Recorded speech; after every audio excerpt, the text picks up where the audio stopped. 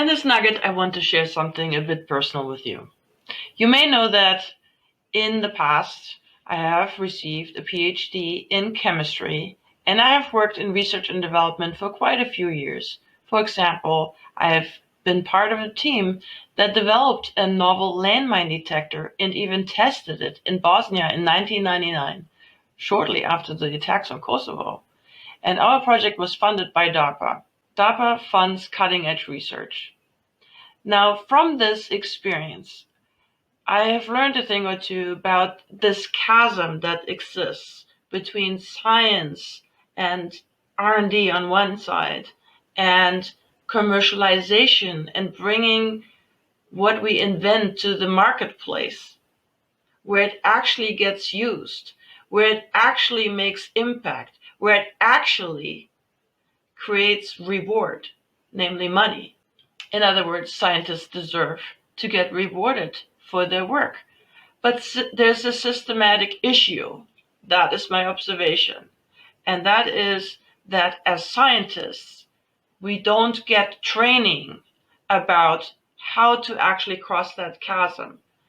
We have to hope to attract other people into the companies that we found in order to help us do that, either that, or we have to learn ourselves how to do this, which involves a lot of trial and error. And trust me, I've been there, and I've helped quite a few engineers and scientists and lots and lots of other experts who really suffer from the same phenomenon. You learn a craft, whatever that craft is, you become an expert, but they kind of forgot to tell you some things. How to market and sell yourself, how to, and your thing, whatever that thing is, the product or service. And accounting, financial knowledge, etc., etc. There are so many components that didn't tell you about in graduate school or whatever school you went to get the experience that you have in your subject matter, in your discipline. Which brings me to a question. How coachable, in my experience, are scientists and engineers? Well, it depends. But as a whole, I have to tell you that when I first got into research and development, coaching was not on my radar. And that's what I see happening for a lot of scientists and engineers still. That coaching has never really been on their radar. It seems just not very tangible. Now, on the other hand, my experience is with Brilliance mining, where we talk about pulling knowledge out of someone's brain and putting into a system and making it transferable. Now we're talking about something that seems a bit more tangible. We can throw our arms around it and say, yes, okay, that makes sense.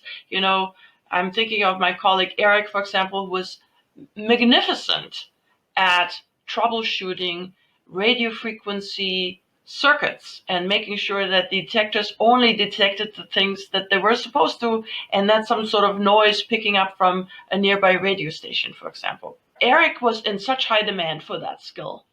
But the problem was that Eric never had time, hardly ever had time, for something else he was really good at and passionate about, which was to design new circuits. So you see, his skill in troubleshooting, which was better than most. In fact, I've never met anyone who was as good at it as he was, right? It became a handcuff. And it prevented him from doing some of the other work that he also was really exceptional at. And I believe that is something that scientists and engineers can wrap their mind around a bit more easily than just coaching, even though coaching is very important to get us from the development of something to the spot where actually it can be used. And also we'd like to get paid, right? All right. Well, that's it for today. See ya.